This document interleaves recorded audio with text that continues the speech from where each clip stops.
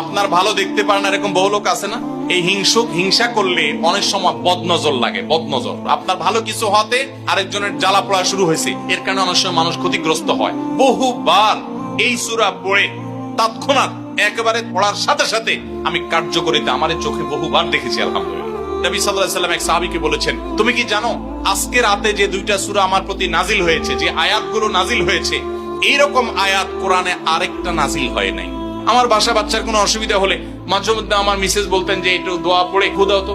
আমি আমার মিসেসকে সাথে সাথে বলি, কেন, তুমি দিলে কি সমস্যা? অনেক সময় বাচ্চাকে নিয়ে আসেন, হুজুর একটু তাকে দোয়া পড়ে ফু দিয়ে দেন, একটু পানি পড়ে দেন। আমরা কি দোয়া পড়ি আজকে সেটা আমি আপনাদের সামনে ফ্ল্যাশ করে দিলাম, জানিয়ে দিলাম।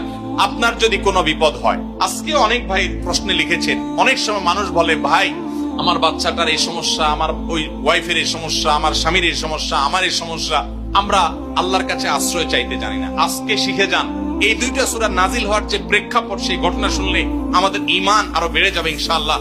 নবী সাল্লাল্লাহু আলাইহি ওয়াসাল্লাম একবার অসুস্থ হয়ে পড়েছেন, এবং অসুস্থতাটা এত মারাত্মক ছিল যে আম্মা জান আয়েশা রাদিয়াল্লাহু তাআলা বলেছেন, অনেক কাজ তিনি করেন নাই, অথচ তিনি বলতেন তিনি করেছেন, মানে তার মনে হতো তিনি করেছেন।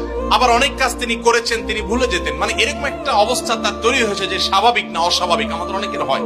তখন নবী সাল্লাল্লাহু আলাইহি ওয়াসাল্লাম বিভিন্ন তখনকার যে চিকিৎসক ছিল তাদের সহযোগিতা নিয়েছেন, বিভিন্ন ট্রিটমেন্ট করেছেন, কিন্তু কোনোভাবে কোনো কাজ হচ্ছিল না।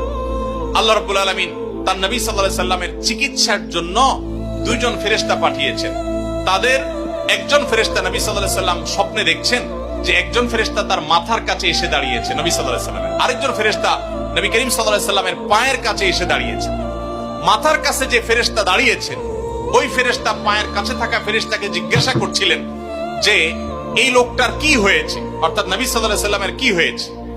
তখন পায়ের কাছে থাকা ফেরেশতা খুব মনোযোগ সহকারে শুনেন, পায়ের কাছে যে ফেরেশতা দাঁড়ায় ছিলেন উনি বলতেছেন, ওনাকে, অর্থাৎ আমাদের নবী সাল্লাল্লাহু আলাইহি ওয়াসাল্লামের কথা বলছেন, ওনাকে জাদু করেছে।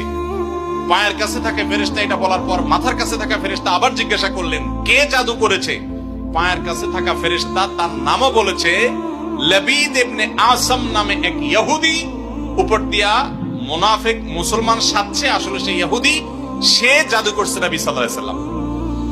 এটা বলার পর আবার মাথার কাছে ফেরেশতা জিজ্ঞাসা করলেন, জাদুটা কোথায় আছে, কিভাবে করেছে? তখন বলা হলো যে চুলে জাদু করেছে, জাদুর মন্ত্র পড়ে চুলে গিরা দিয়েছে, গিরা দিয়ে জাদু করেছে। এরপর আবার মাথার কাছে ফেরেশতা জিজ্ঞাসা করলেন, জাদুটা কোথায়, জাদুর সেই সুতাটা, সেই ইয়েটা কোথায় রাখা আছে? তখন পায়ের কাছে থাকা ফেরেশতা, এগুলো আল্লাহর পক্ষ থেকে ওহী নিয়ে আসছেন, ওনারা জানেন, আল্লাহ ওহীর মাধ্যমে তাদের জানিয়েছেন। তো তারা বললেন যে, তিনি বললেন যে সেটা অমুক কূপের